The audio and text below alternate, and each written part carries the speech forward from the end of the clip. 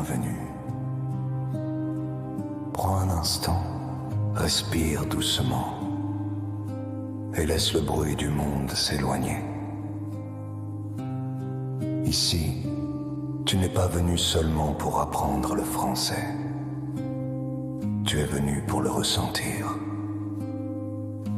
À travers ces histoires, tu ne vas pas mémoriser des mots, tu vas les vivre. Chaque phrase, chaque silence est une porte vers une nouvelle façon de comprendre. N'essaie pas de tout traduire. Écoute simplement.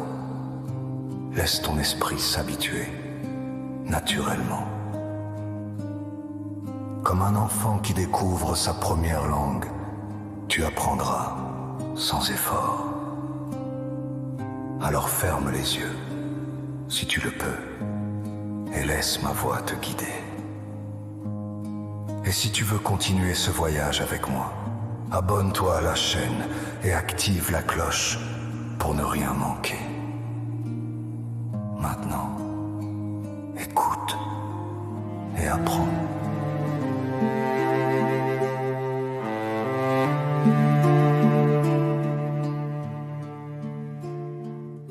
Le chemin qui appelle bon, il existait, quelque part entre les collines et le vent, un homme nommé Elias, un homme simple, au regard fatigué, mais encore rempli de questions.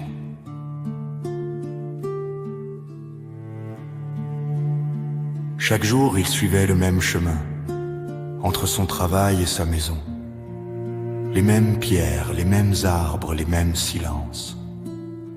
Mais un matin, quelque chose changea. Ce ne fut pas un grand événement, non.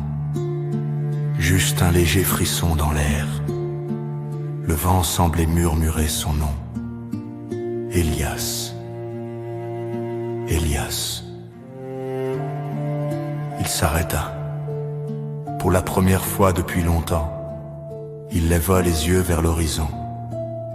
Et il comprit, sans vraiment comprendre, que quelque chose l'appelait. Ce jour-là, il ne rentra pas chez lui. Il tourna à gauche, là où il n'était jamais allé. Et ainsi commença son voyage.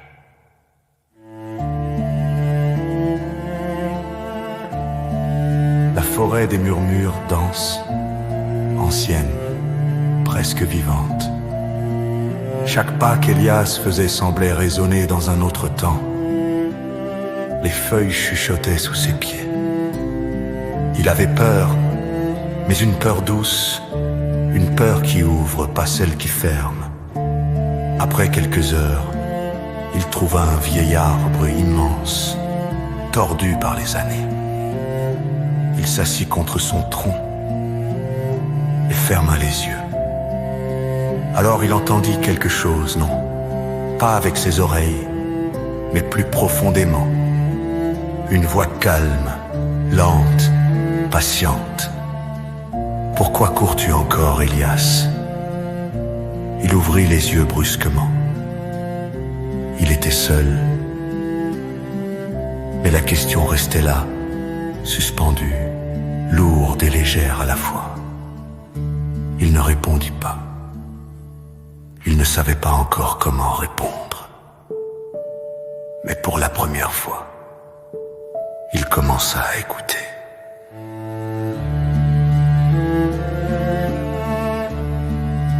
En sortant de la forêt, Elias aperçut une petite cabane, presque cachée dans la lumière du soir. Devant la porte, un vieil homme était assis, immobile, comme s'il attendait depuis toujours. Elias s'approcha lentement. Le vieil homme sourit, sans surprise. « Tu es enfin arrivé, » dit-il doucement. Elias fronça les sourcils. « Vous me connaissez ?» Le vieil homme secoua la tête, non. « Mais je connais ce regard, celui de ceux qui cherchent sans savoir quoi. » Un silence s'installa. Le vieil homme lui offrit une tasse de thé chaud. Dis-moi, Elias, quand as-tu cessé d'écouter ton cœur? La question le traversa comme une lame douce. Il pensa à sa vie, aux jours qui se répétaient, aux rêves oubliés. Je ne sais pas, murmura-t-il. Le vieil homme hocha la tête. Alors, c'est là que commence ton chemin.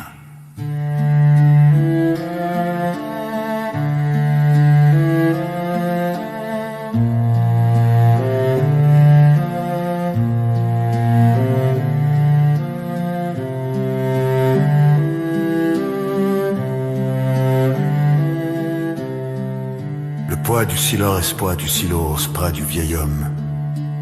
Il parlait peu, très peu. Parfois il restait assis pendant des heures, sans un mot.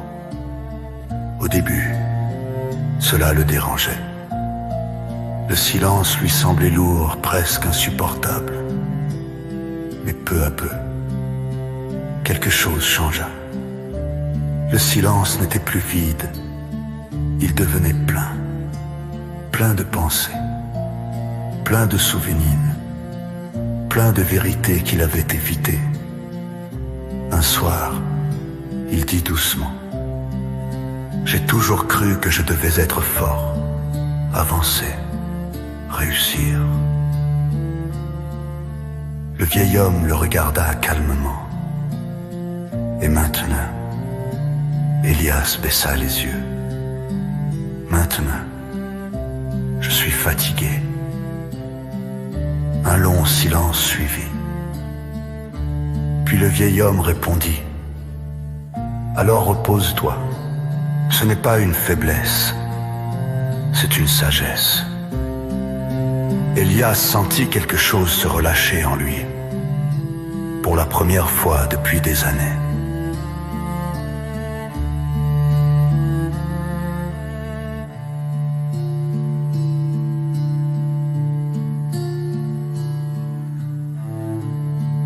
Dans le sapin, le vieil homme quitta Elias jusqu'à une rivière. L'heure était claire, paisible. Elle avançait sans effort. Regarde, Anna, dit-il. Elias observa en silence. Il ne rit pas. Il ne pense pas. Pourtant, il avance toujours. Elias haussa la tête lentement. Qui veut dire que je pose à écouter-moi. Le vieil homme sourit. Tu crois des souvenirs du tulle doucement comme elle, qui va jusqu'au cliché. Elias ferma les yeux. Il imagina sa vie, ses résistances, ses peurs, ses tensions. Puis il imagina un citrice tout sonnant comme un. Une larme coula sur sa joue. Ce n'était pas la tristesse, c'est autre chose. Avait-on un souvenir profond? Mais compris alors que leur peine ne s'atteint pas. Ils se retrouvent. Mazur, un enfant lui demanda: pourquoi tu souris pour le tas? Elias s'agenouillait doucement. Parce que j'ai enfin arrêté de broyer. L'enfant ne comprit pas et ses souris aussi. Elias s'évent les yeux vers le ciel. Le vent se fait doucement. Vous me connaissez, de cette fin, il n'a quitté de Elias. Vous avez tombé.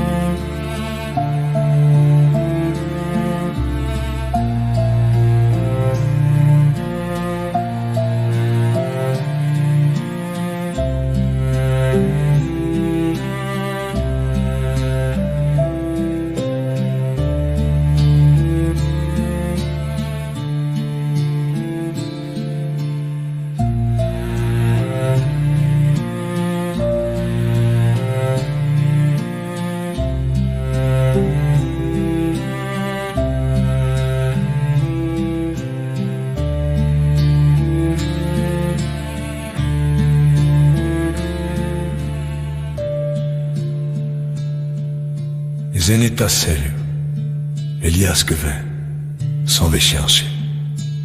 Les âmes qu'elle est entrevenait fois, non pas pour des réponses, mais qu'en sa présence.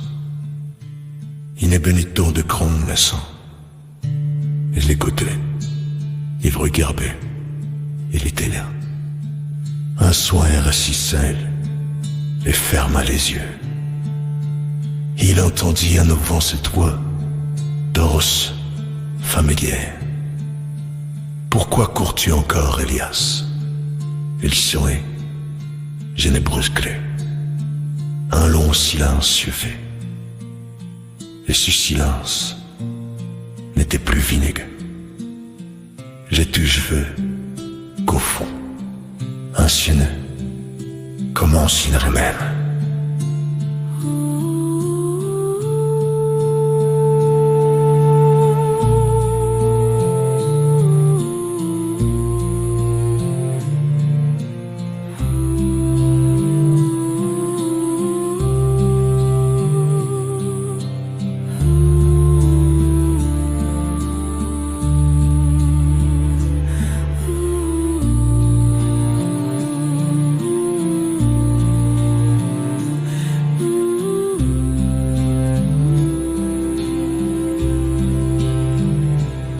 Dans ses yeux lui-même.